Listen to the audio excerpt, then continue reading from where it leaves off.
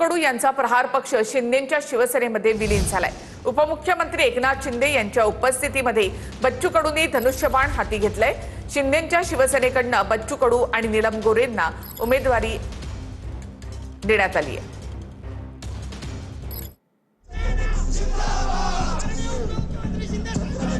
बच्चू कडूंनी प्रहार संघटना शिवसेनेमध्ये विलीनीकरण करत एकनाथ शिंदेच्या उपस्थितीमध्ये पक्षप्रवेश केला।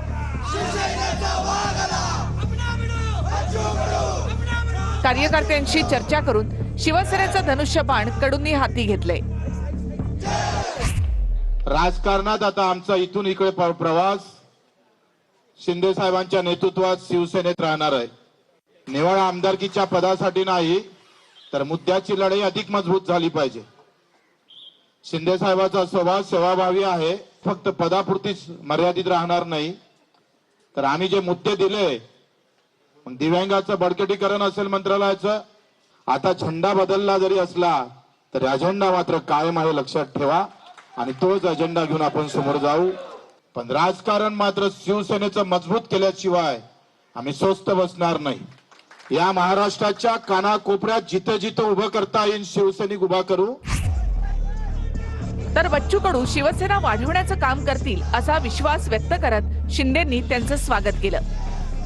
तुम्ही मूळचे शिवसैनिकच आहात। 25 वर्ष प्रहार सामाजिक संघटना आपण या ठिकाणी त्याचं काम केलं आणि आज पुन्हा स्वगृही शिवसेनेमध्ये आपण आलात।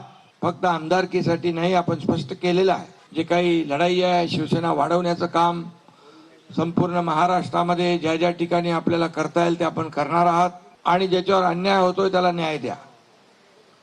ती भूमिका, तेच विचार आपले दोघांचेही आहेत आणि म्हणून विचारांची लढाई आपल्याला विचारांनी लढायची आहे।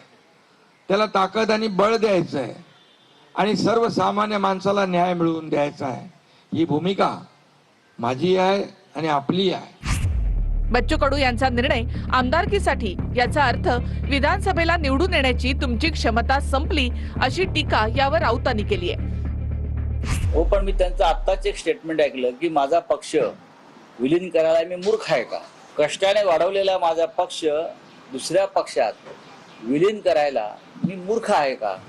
असं बच्चू कडूंचं स्टेटमेंट मी आत्ताच वाचलं। त्यांचा निर्णय एका आमदारकीसाठी, याचा अर्थ तुम्ही विधानसभेला निवडून यायची तुमची क्षमता संपलेली आहे। गिंत्री पदाचा काही मी कसा आहे, मला मागाची सवय नाही। मागितलं असतं तर मागं गुवाहाटीला गेल्यानंतर मागितलं असतं ना। पण आम्ही दिव्यांग मंत्रालयासाठी भांडत बसलोय। आम्ही लोकमंत्र्यासाठी फिल्डिंग लावत होते पदासाठी आणि मी दिव्यांग मंत्रालयासाठी भांडत होतो। हाच फरक बच्चू कडूचा आहे, ते